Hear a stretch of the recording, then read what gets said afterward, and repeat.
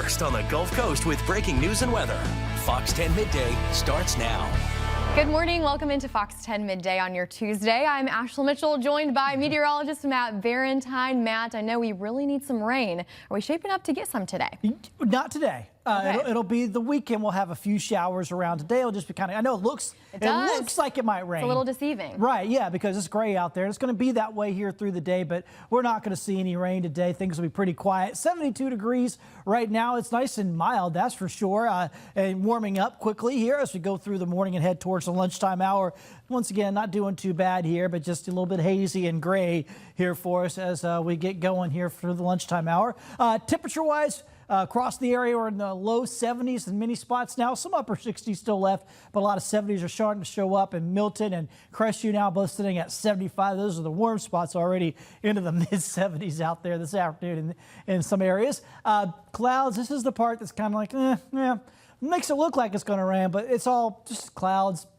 And they're going to be with us, these low clouds here, throughout a good bit of the day. We'll get some breaks of sunshine here and there through the clouds, but for the most part, it's going to be a cloudy day. Temperatures will be in the upper 70s. Got those south winds, and look, as we head into the evening, you see the temperatures will stay on the mild side for us here tonight. So if you got some plans after work, you got to get a few things done. I don't see any problems out there for you this evening. Should be good weather for you to head out, maybe go for a walk after dinner, or maybe just run up to the grocery store, whatever you need to do here this evening. How about for the next several days? Well, guess what?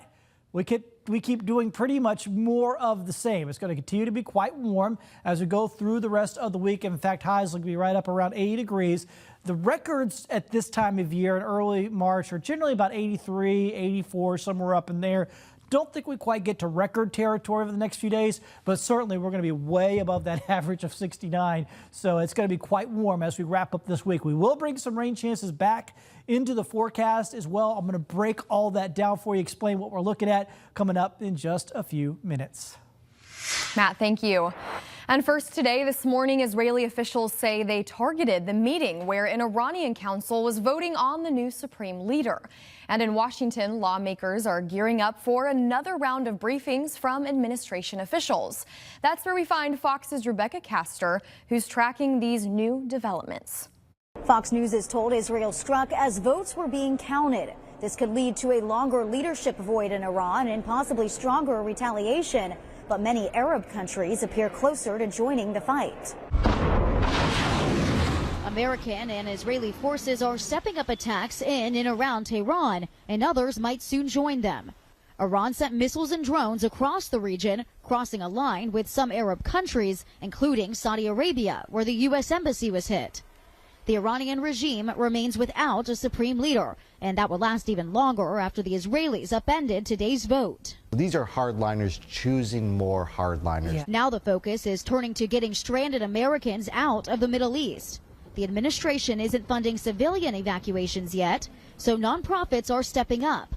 But many are short on funds. We can help every single one of them, but buses cost money, airplanes cost money, things cost money, gas costs money. Meanwhile, the administration is shifting its message about what prompted the attack, now saying Israel was planning to take out the Iranian regime with or without the U.S. And President Trump decided to join the mission to limit American casualties. The imminent threat was that we knew that if Iran was attacked, and we believed they would be attacked, that they would immediately come after us. And here on Capitol Hill, another round of briefings planned for later today, with Democrats asking hard questions about the administration's strategy.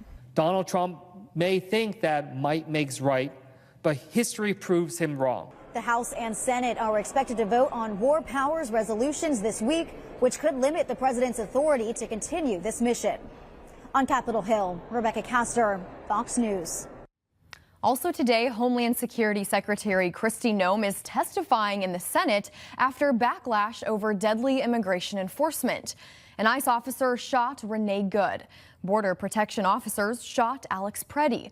Now, the deaths led to demands for increased accountability. Democrats have vowed to block funding for her department until those reforms are made, but it could not come at a more dangerous time, as the U.S. is currently involved in the conflict in the Middle East. But how about specifically calling them domestic terrorists without any evidence of that? Sir, ma'am, I did not call him a domestic terrorist. I said it appeared to be an incident of. I think the parents saw it for what it was. This is her first time facing lawmakers since the fatal shootings of those 2 Americans in Minnesota, but her appearance is important for several reasons. Technically, it's an oversight hearing regarding the department's needs and actions, but given the battle against Iran, it's much more. DHS is technically in a funding shutdown right now, which has been going on now for almost 3 weeks. Democrats withheld funding after the chaos in Minnesota, and lawmakers remain divided on reforms this morning. And breaking today in our local headlines, one Pensacola man is facing federal charges accused of threatening the President of the United States. 46-year-old Marcus Hamlet was indicted on 1 count of threatening the president. If convicted, he faces up to 5 years in prison and a $250,000 fine. The U.S. Secret Service and the Escambia County Sheriff's Office are currently investigating. His trial is set for April 6th of this year. And meanwhile, a judge this morning met briefly with lawyers for defendants charged with crimes related to the Pritchard Waterworks and Sewer Board. The judge postponed the status hearing until after sentencing in a related federal case. Nia Bradley, the former operations manager of the utility, and Randy Burden, who worked under her, pleaded guilty in January to federal embezzlement charges.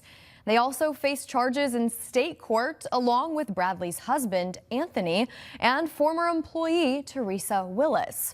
Those 2 defendants were not charged in federal court. And now to an update of a story we first brought to you here on Fox 10 Midday. Mobile police identifying the victim in a homicide.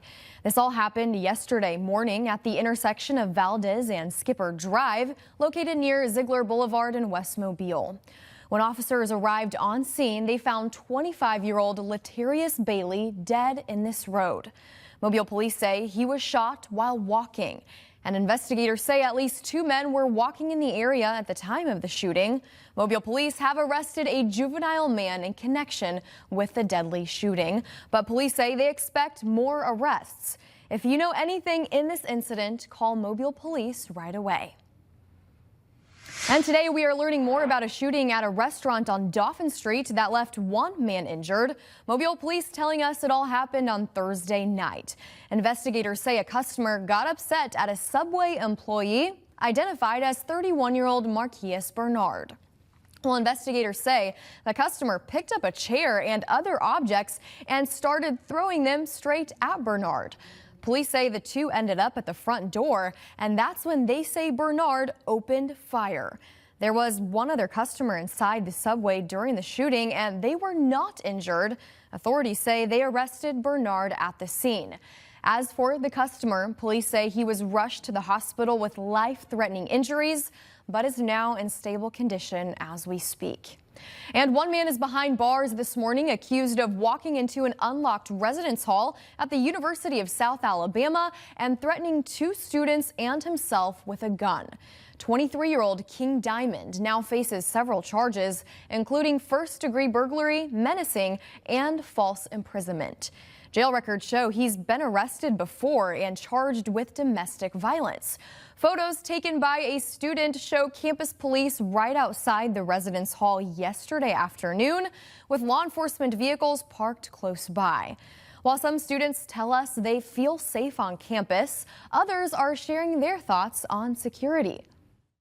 Our police patrol, but I feel like they could patrol heavier than they do right now. I don't think this incident changes a ton for me because I generally feel really safe on campus because our police are super active and super efficient when incidents like this do pop up. And right now, this investigation is ongoing. We will keep you updated in this story. Well, jury selection continues today in the murder trial of the man accused of killing Anaya Blanchard. It's been 6 years since Blanchard was killed. Her case inspired a new law in Alabama. Our Sarah Wall is taking a look at Anaya's law, how it's been used in the state, and the latest in the case of the man charged with killing her. In Depth with Sarah Wall, Anaya's law can be found right now on the Fox 10 Gulfstream TV app. In the meantime, a Georgia jury has convicted the father of accused school shooter Colt Gray on murder charges. It's a landmark case that sets a tone for who can be held accountable for mass shootings. Prosecutors say Colin Gray bought his 14-year-old son the AR-15 rifle and allowed Colt access to the weapon despite receiving warnings he was a danger to others. 2 teachers and 2 students died in the shooting at Appalachia High School back in 2024. Gray argued, though, he tried to get his son mental health treatment and didn't know he planned to shoot up the school. The jury then convicted him on 27 charges, including 2 charges of murder and 2 for manslaughter. The murder charges carry a maximum sentence of 30 years each, and the manslaughter charges can go up to 10 years each. Listen to this. Tense moments in Newburgh, New York, after a Cessna 172 plane crashes into the icy Hudson River. Look at your screen here. It all happened around 8 o'clock last night. Investigators say the pilot and passenger were able to swim to shore. Both were taken to the hospital with minor injuries. The cause of this scary crash is under investigation. It's 11:10 now. Straight ahead, we got the latest on the controversy surrounding Big Creek Lake, and we'll catch you up. Plus, students in Orange Beach help out in protecting the Gulf Coast this morning. Our Stephen Moody was there for a Planting for Protection event. What it's all about coming up in just a moment. First, Matt, looks like a beautiful day at the beach. Yeah, that would be one way to go to get away from this, the old pollen here for today. Yeah, we're getting back up there. We got extreme levels of pollen today, high through the rest of the week. I know, but it's allergy season, and here we go. Those oak trees are starting to do their thing and give us that pollen, that allergy pollen here across the area. More on that straight ahead here. A good day, Gulf Coast.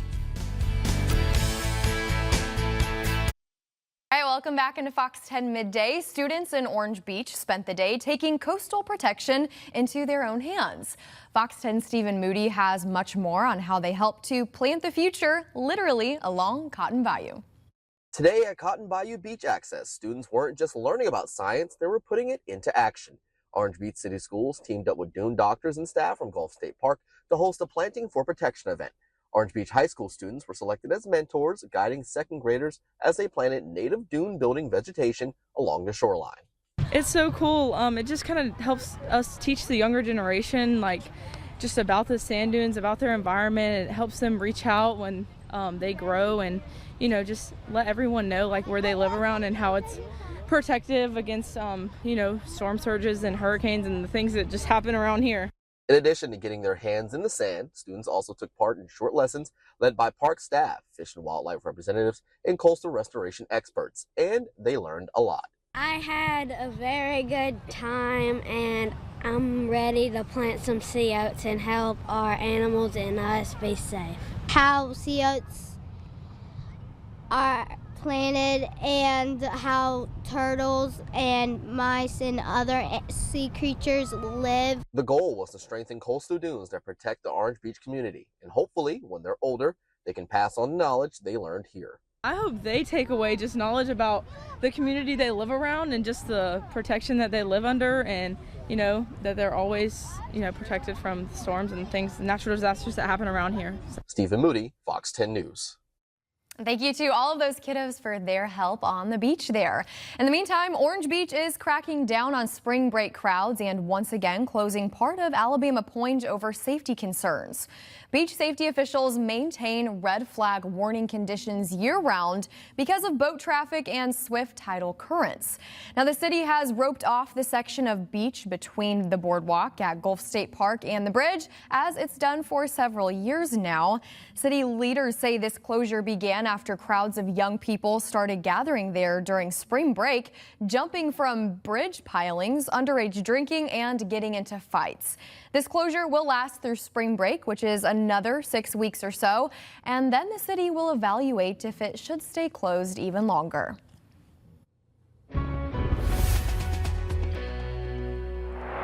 All right, and here's another look at the beach. And of course, this is Pensacola Beach there by the pier. You can see, and folks out there going for a stroll, and still pretty quiet though. I mean, it's a nice day. Can certainly get out there to the beach if you'd like here on your Tuesday. All right, let's check out your big three headlines.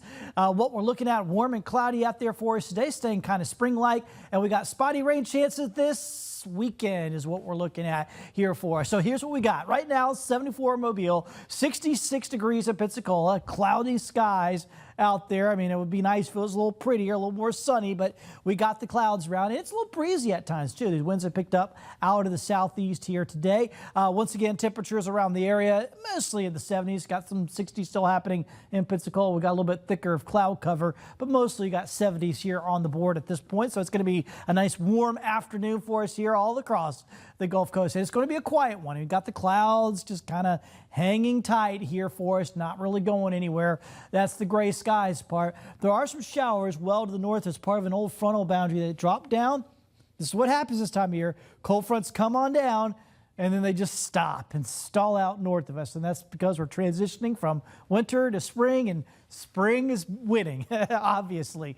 Here's what we're looking at right now. Just, quiet conditions through the rest of the day. Clouds will be around through the rest of the day, but no worries about any rain going right on into the evening here tonight. Things should stay pretty quiet. Your afternoon planner, once again, we're talking about mid-70s to upper 70s for highs today. We're already starting to see that as these temperatures are beginning to come on up. The evening planner looks good out there tonight. Temperatures will be in the upper 60s, so if you'd like to head on out and get some things done here tonight, or just want to go out to dinner or something, looks good for you this evening. The big issue for us lately has been this, the fact that we just can't get enough rain. We got some showers Friday, actually some pretty good rain on Friday, about half an inch or so across most of the area, kind of spread across the area on Friday. But we haven't had any since then, and we don't have much in the way of rain chance the next couple of days. So things are really dry, and we are still dealing with a drought.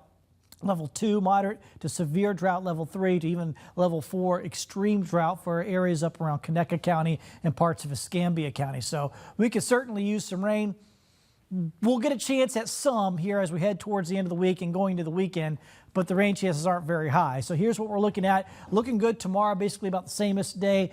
And Thursday, basically about the same as well. Probably going to see some fog around the morning, so we'll watch out for that. And then we get to Friday, and at least there's a rain chance. At least we got that going. And over the weekend, we will have some rain chances here as well. But once again, we're just talking about some, light pop-up showers. We're not talking about big thunderstorms, some big system coming through. That's not the case.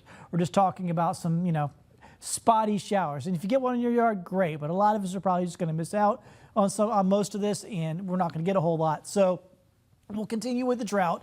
Of course, we'll also be springing forward this week, and don't forget about that. This is when we go from standard time to daylight saving time over the weekend, and that's what happens early Sunday morning. Overall, the weekend looks pretty good. Make your plans, and just be aware there could be a couple of showers here and there, hit and miss across the area.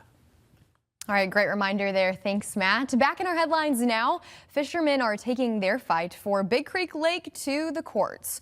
1 year ago, the Mobile area water and sewer system shut down public access to Big Creek Lake, saying it needs to protect Mobile's main drinking water source. But local fishermen are still pushing for access even a year later. Their attorneys have even filed a lawsuit against Moz, claiming the county broke the rules in 2022 when it handed over Howells Ferry Road to Moz, the only road to the lake's public boat launch. Moz then put up a fence blocking access. The county filed a motion to dismiss the lawsuit. They have 4 lawyers defending it, so sometime soon we'll be arguing that motion. I think the public has a right to access that lake, and the county took that away when they vacated that portion of the road that went into the lake. Meanwhile, State Representative Shane Stringer is pushing 2 bills in Montgomery. One would prevent fishermen from being arrested under infrastructure laws, and the other would require public lakes to stay open for recreation. A judge is expected to hear a motion to dismiss the lawsuit soon. We will keep you updated there. It's 11:21 now. Thanks for staying with us here on Fox 10 Midday. Straight ahead, March is Multiple Sclerosis Awareness Month, how menopause can mimic MS, and why doctors say knowing which is to blame for a certain symptom can bring relief to women who have both. That story is all coming up in today's Health Minute right after the break. Back, March is Multiple Sclerosis Awareness Month. MS is a chronic, often disabling autoimmune disease that impacts the central nervous system. And since a majority of the estimated 1 million Americans with this disorder are women, many patients may be getting a double whammy of symptoms. In today's Health Minute, Mandy Gaither explains how menopause can often mimic MS and why doctors say knowing which is to blame for a certain symptom can help bring relief to women who have both. It's a natural process that just about every woman will go through. Menopause can lead to hot flashes, night sweats, loss of bladder control, fatigue, sleep disruptions, mood changes, and memory problems. And for a woman who also has multiple sclerosis, these symptoms can overlap. It's really difficult for many patients and providers to parse out which symptoms are due to which process. Dr. Elise Carlson, a neurologist with Cleveland Clinic, says lower estrogen at menopause may contribute to the wearing down of the nervous system and changes in immune responses. So for MS patients going through menopause, it can be a double whammy. And these symptoms can kind of feed off of each other, right? So if we're not addressing these things from one end or the other, they can make the symptoms worse. That's why Carlson says it's important to talk to a doctor about those symptoms, because if the ones associated with menopause aren't treated, it can worsen already existing MS symptoms. If these things aren't addressed, it can cause a lot of problems for many women and be very disruptive to their daily function and quality of life. Carlson says doctors can help figure out if it's menopause or MS to blame and discuss what treatments can help bring some relief. For Health Minute, I'm Mandy Gaither. Also today, the Supreme Court delivered a key ruling about parents' rights and whether they should be told about their children's gender identity. The High Court sided with a group of religious parents and temporarily blocked an education policy in California. This policy would have allowed teachers to not share a student's gender expression with a child's parents. The 5-3 ruling backed the parents' position. Now, the state argued the policy was intended to protect transgender minors. Coming up, stock sell-off on Wall Street. We have that story and much more in your business news. Plus, one school district is making sure parents and students have the tools to be smarter about social media. Those details are all coming up in today's Did You Know after this. Committed to you. This is Fox 10 Midday. Turning now to your half-hour headlines on this Tuesday. Drivers are seeing the biggest one-day jump in gas prices since Hurricane Katrina in 2005. According to AAA, the national average was 11 cents on Tuesday. Now, the average price of gas is now $3.11 a gallon. The spike follows U.S. and Israeli strikes on Iran and the closure of the Strait of Hormuz, a key global oil route. Iran has also launched retaliatory attacks targeting oil infrastructure and several oil-rich U.S. allies in that region. And then dog food sold in 5 states is now being recalled for a salmonella risk. The FDA reported last week that it was recalling a single lot of its 6-ounce Elite chicken chips for dogs due to potential salmonella contamination. The FDA says pets infected with salmonella may be lethargic and experience diarrhea symptoms. Now, the recalled products have an expiration date of April 2027 and were distributed to stores in 5 states, including right here in Alabama and Florida. No illnesses related to the dog treats have yet been reported, but consumers are urged to dispose of the affected products or contact Elite Treats for a full refund there. And finally, just a reminder, daylight saving time begins Sunday at 2 a.m., giving most Americans an extra hour of evening light, but one less hour of sleep this weekend, and that could impact your body's internal clock and be challenging for those who have trouble falling asleep. Some health experts have tips on how to readjust your sleep-wake routine. If possible, try to move back your natural sleep cycle by 15 minutes a day. Doing that 1 or 2 days this week could help. You can set your alarm 15 minutes earlier each day and just open those curtains to get more exposure to sunlight. We'll remind you about this Sunday more as well right here on Fox 10. In the meantime, stocks sell off on Wall Street. Airlines cut service to the Middle East. Shoppers are returning to Target for food and drinks, and why you're paying a little more for your new car. Fox's CJ Papa has today's business briefs. Stocks slumping again as investors assess the impact of U.S. and Israeli strikes on Iran and the retaliation. Iran is threatening to close the Strait of Hormuz, a major shipping lane where 20% of the world's oil is transported every day. It's either being closed or threatened to be closed, or ships are threatened, and insurers don't like that. They're raising their costs significantly.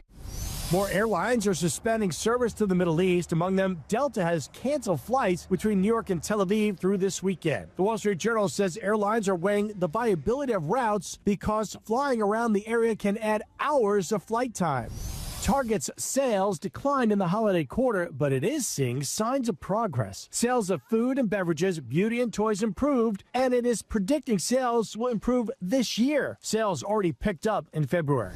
And looking to buy a car? You may be hit with a new obscure fee. The Wall Street Journal says the destination charge runs about $1,600. Automakers are blaming tariffs. The charge is supposed to cover the cost of shipping a new car or truck to its buyer. Consumers have unsuccessfully challenged it in court. CJ Papa, Fox News.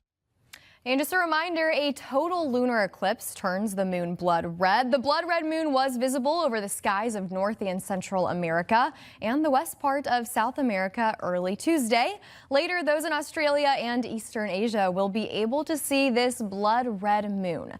The phenomenon, though, won't happen again until late 2028. Both lunar and solar eclipses happen thanks to a precise alignment of the sun, moon, and Earth. In total lunar eclipse, the Earth is between the sun and the moon, casting a shadow over the moon. And the moon looks red because of stray bits of sunlight that filter through Earth's atmosphere. Today's total eclipse of the moon comes about 2 weeks after the Ring of Fire solar eclipse that was visible over Antarctica. Pretty cool stuff there.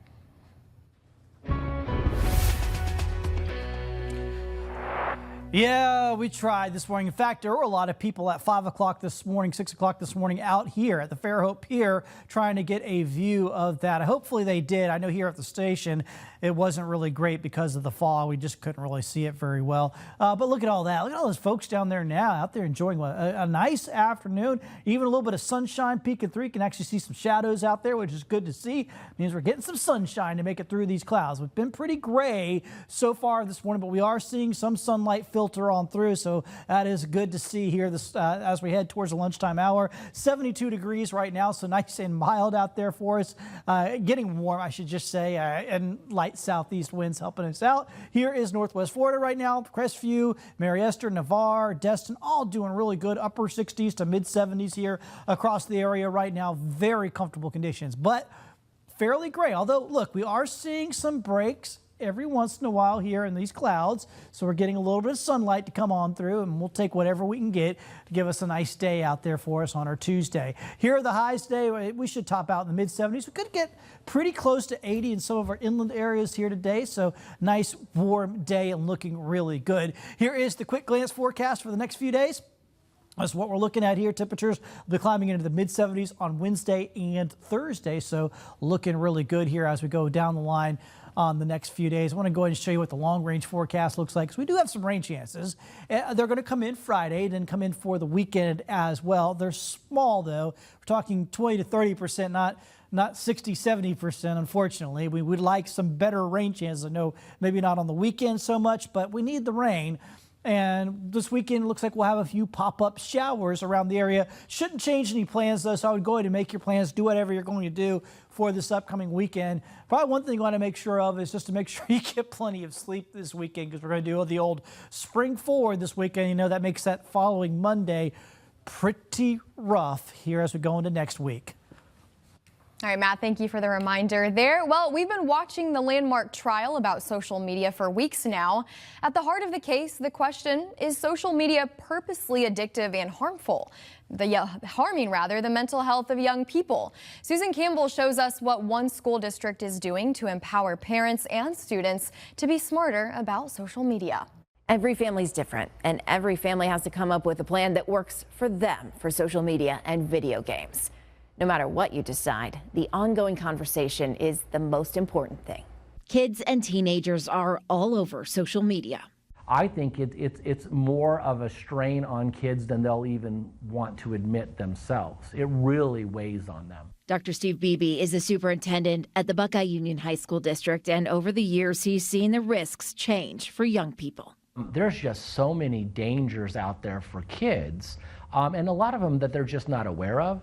And I think so many parents are naive about some of the dangers that are out there. So the district is partnering with Smart Social. The company hosts live events online for parents and students, raising awareness about the latest social media threats, online bullying, sextortion, and the risks within video games. The biggest thing we want parents to walk away with at any one of our live events that we have each week is to have a rich and ongoing dialogue with your kids. That's something that predators don't want you to do. It's also something that the big apps don't want you to do. Anna Bustard is a mom of 4. One's in high school. We're very familiar with computers in this household.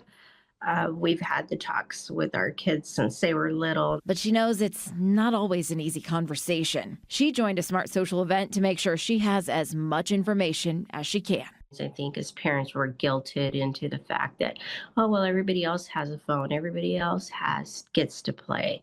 So I think just reminding parents that this is just a tool and they have consequences. Smart Social works with school districts across the country. There's also a free parent quiz on the site for anyone who's looking for more information about these important conversations with kids, no matter their age. I'm Susan Campbell. The Alma Bryant Lady Hurricanes are heading to the Final Four for the first time in program history, but the season has been about a lot more than just basketball. The Lady Canes punched their ticket to Birmingham with a 78-75 win over Fairhope, and now they'll face top-ranked Hoover for a berth in the championship game.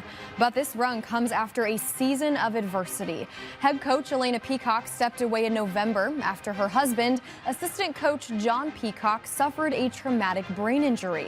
Assistant coach William Evans took over, and Maddie Marie Grayson says this senior-led group helped hold the team together. We come here and nobody believed in us, nobody believed in this school, and we had doubters, we had people saying it can't happen, but for us as a team to all group together and have one mindset, and that mindset was making it to state, and just for all of us to come together as a team and really focus on that goal. Step by step, what we've done is really special. Just an incredible story there. Tip-off is set for noon Thursday in Birmingham against the Bucks. Good luck to the Lady Canes in that game. In the meantime, the Mobile Christian girls team is getting ready for their semifinal matchup against Glencoe. The Lady Leopards are 21-10 on the season, and Glencoe is 22-8. Last time out, Mobile Christian's Hadley Kelly set an AHSAA record with 23 blocked shots. Tip-off here is set for noon, and the winner plays. And it's a big day for the Jackson Aggies as both the boys and girls are playing in the semifinals later today. The Lady Aggies tip off at 6 against Plainview in one of the 4A girls semifinal matches. The winner plays either Montgomery Catholic or Good Hope in the championship game. And in the 4A boys semifinals, the Jackson Aggies take on Asheville starting at 7:30.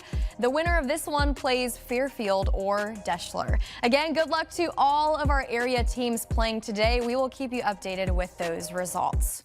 Still to come, Jim Carrey breaks his silence after an award show appearance. Plus, Starbucks unveils its spring menu. We bring you your Midday Talkers next, right here on Fox 10 Midday.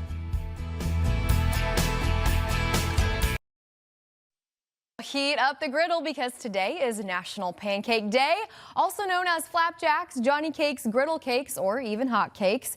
Pancakes are a traditional breakfast favorite. Actually dating back tens of thousands of years, pancakes may be the oldest breakfast food in history. They're made with simple mixed batter, and the topping options are endless. If you like it with butter, syrup, fruit, whipped cream, honey, or even nuts, you can whip up some pancakes at home, or some restaurant deals are offering those deals to celebrate the day. And meanwhile, Starbucks is ready to spring forward as well. The company is launching its latest seasonal lineup today.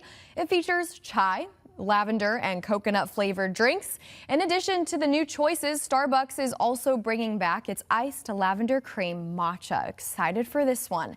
Now, later this spring, Starbucks will unveil its new iced mango cream matcha as well. More menu information is available on Starbucks' website.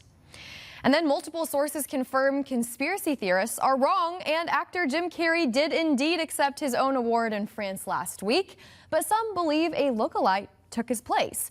Carrey's representative and the general delegate of the award show both say the person on stage was certainly Carrey, but one source of rumors to the contrary is a post from a drag artist who's able to make himself look like other people. It shows a mask and a wig, and its caption reads, quote, Alexis Stone as Jim Carrey in Paris. Another cause of rumors is that Carrey looked a little different than usual at that event. Well, it's a new month with new movies due in theaters ranging from bloody action and horror to animated family fare to an adventure among the stars. Here's David Daniel with a preview of the biggest films coming out this month. What happened? You had an accident. An accident, huh? We dug you up, and we brought you back to life. The first weekend in March brings Oscar nominee Jessie Buckley and Christian Bale in director Maggie Gyllenhaal's The Bride, and a young scientist who joins the animal kingdom in the animated adventure Hoppers. Hey, how'd you know I lived here? I'm not here to see you. I need to see my daughter. You're her. Go. The romantic drama Reminders of Him, based on the novel by It Ends With Us and Regretting You author Colleen Hoover, lands on March 13th, as does Undertone, about a paranormal podcast host who receives some eerie recordings. It is time go. I think you mean go time, pal. March 20th is Time Go for Project Hail Mary, starring Ryan Gosling as a scientist recruited to save the world, and The Pout Pout Fish, an undersea animated tale featuring the voices of Nick Offerman and Jordan Sparks. By surviving hide and seek, you've triggered a new game. This time against the High Council families. Double or nothing. This pod will be familiar. They will try to kill you. And March ends with a double dose of women fending off violent death. The sequel Ready or Not 2, Here I Come, and a comedy horror flick about a satanic cult titled, appropriately, They Will Kill You. In Hollywood, I'm David Daniel. Also, the latest sequel in the Sonic the Hedgehog film franchise is officially in production. According to The Hollywood Reporter, director Jeff Fowler took to social media with a big announcement. The picture includes the director holding character Amy Rose's hammer. Now, recently, Kristen Bell was announced as the voice of Amy Rose. By the way, this is a look back at Sonic 3, which came out in 2024. Ben Schwartz returns to voice Sonic with Idris Elba, James Marsden, and Keanu Reeves reprising their roles. Sonic the Hedgehog 4 is set to hit theaters March 19th, 2027, with another untitled film in the franchise debuting in late 2028. I really don't know much about Sonic the Hedgehog, but I do know about Sonic the restaurant, and today might be a great day for a slushie, Matt, with the weather we're having. No, we'll have to get you back on the old Sega. That's right. Yeah. All right. So let's go ahead and get on into what we're looking at out there. Look at that. It is a pretty day here for us across the Gulf Coast in one of our Eastern Shore Toyota cameras down there at the Dauphin Island Sea Lab. And look at that. What a beautiful sight. We've actually broken up the clouds there. We're getting sunshine. Gorgeous conditions down on Dauphin Island here on this Tuesday as we head towards lunchtime. More in your forecast coming up right here on Fox 10 Midday.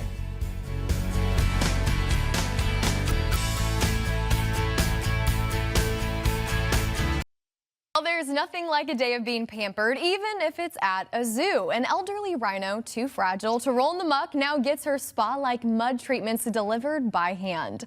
Jeremy Roth has this story in today's Take a Look at This. Watch a great-great-grandma rhino get a spa day-style mud bath treatment. That is one weird headline that shouldn't make sense, but according to Australia's Werribee Open Range Zoo, All of it is true. This is Make. She is a rhino, she is a great-great-grandmother, and she does get mud bath treatments by hand these days, courtesy of zoo staff.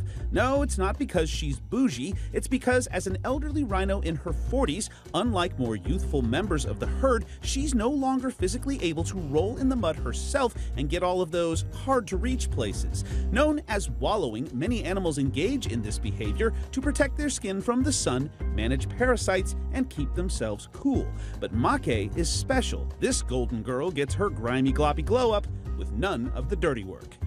Well, stuck in the muck is the root of a pricey problem officials in Florida likely didn't have on their bingo card, but it's one they are facing nonetheless after this big beached boat was seemingly abandoned. Back in January, Flagler Beach firefighters rescued a family from the boat after it lost power and nearly capsized. No one was hurt, but the boat became beached, and according to WKMG, the family has surrendered ownership to the state, essentially leaving the vessel behind. Now the city is facing a bill of at least $42,000 to get the marooned eyesore removed. Until then, the sand-socked schooner is staying put. But hey, at least local looky-loos are happy. I think it's amazing to see that, and it reminds me of growing up and watching Gilligan's Island. For Take a Look at This, I'm Jeremy Roth. I've seen some beached boats, but none that big here on the Gulf Coast. That's a pretty big one. All right, so we're talking about some pretty nice weather here for us over the next several days. So that is the good news. Here's a live look out there right now. It's 72 degrees and very nice. We're starting to see some sunshine peek through the clouds. You know, it's been pretty gray so far today, but we are getting some sunshine to peek through, but no rain anywhere nearby. Things are nice and quiet down here along the Gulf Coast. It's going to be a nice day. Temperatures should hit the upper 70s this afternoon and kind of hang there throughout most of the day. Then the evening looks pretty good here as well. So you got some things you got to run around and get done here tonight. Looks pretty good there as well. Temperatures will be in the 60s, so certainly it'll be a mild evening for us. And as we look down the long range here, we're going to stay warm through the end of this week and really into the weekend as well. And then we'll bring in some rain chances Friday going into the weekend, but they're not huge. I mean, we're just talking about some spotty showers. Now we need whatever we can get. So I do hope that we get some rain out of this weekend. But once again, we're only talking about spotty chances as we head towards the upcoming weekend. Also, you can notice there, you can see the clock there. We're looking at springing forward this weekend. And so, you got to get ready for that. And of course, you know, that adds in a whole other thing where you have to worry about, you know, trying to get enough sleep this weekend. And I wanted to show you this right here. And of course, if we didn't change our time, this is what that would look like, Ashlyn. Look at this. If we didn't change our time, we just stayed on standard. This is July 4th. July 4th sunrise would happen before 5 in the morning. And then sunset would happen at 7. So I guess you would have, you know, earlier fireworks, but I don't know. A lot of folks probably wouldn't really much care for, you know, a 5 a.m. sunrise most of the summer, and that's what you would have. We didn't have the daylight saving time. So I guess that's one good side of it, Ashlyn. I mean, for me, I mean, obviously working early in the morning, I'd probably rather not have the change. I would stick with the standard because I do get up early, but I know for most people, they probably like the sunset there at 8 in the summertime. I'm in that group of most people for sure. Are you good about changing your clocks? Well, you know, most of them do it on their own now, but you know, there's always that, like the microwave or something. You're like, how do we do this? Yes, I have not touched my microwave, my oven in years. It's kind of a jump scare sometimes, but I might do that this year. So again, we are springing forward this Sunday. Be sure to mark your calendars there. Thank you for watching Fox 10 Midday. We will see you for Fox 10 Live starting at 3 p.m. Have a wonderful rest of your day.